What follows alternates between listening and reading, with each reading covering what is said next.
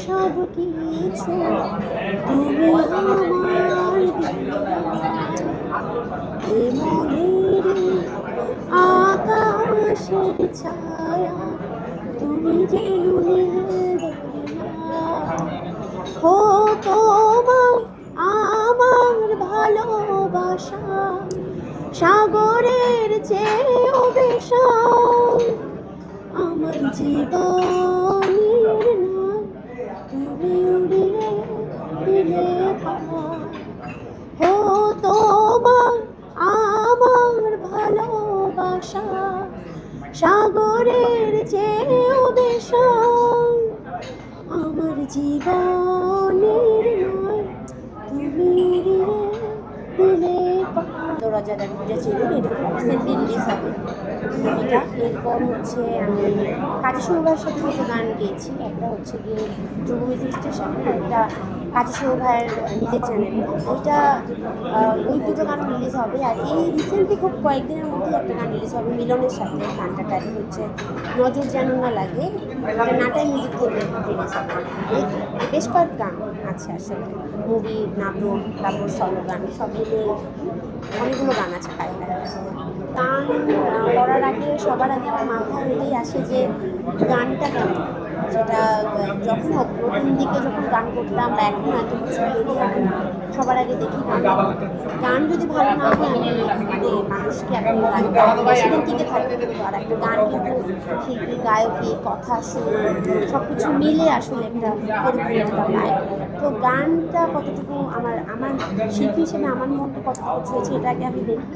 আমার যদি গান ভালো লাগে তারপর আমি গানটা করি।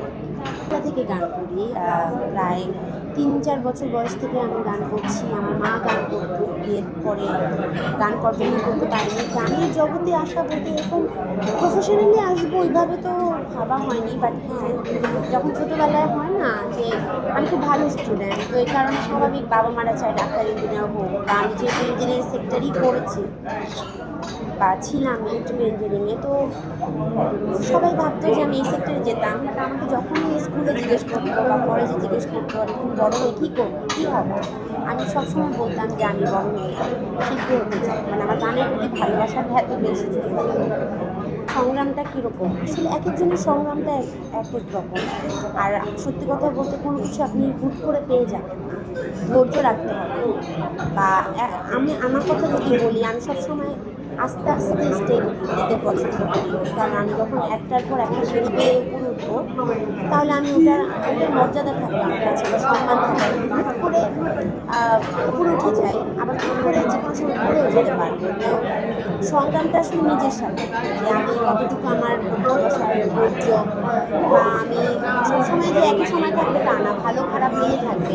খারাপ সময়ে মানে মন খারাপ করে থাকলে না, এটাও আবার কাটিয়ে যাওয়া যাবে যদি মনের ভিতরে আত্মবিশ্বাস থাকে। তো যে আস্তে আস্তে যারা এখন পর্যন্ত ইন্ডাস্ট্রিতে টিকে আছে সবারই হিস্ট্রি দেখে, সবাই খুব কষ্ট করে সংগ্রাম করে পর্যন্ত এসেছে, যে কারণে টিকে আছে।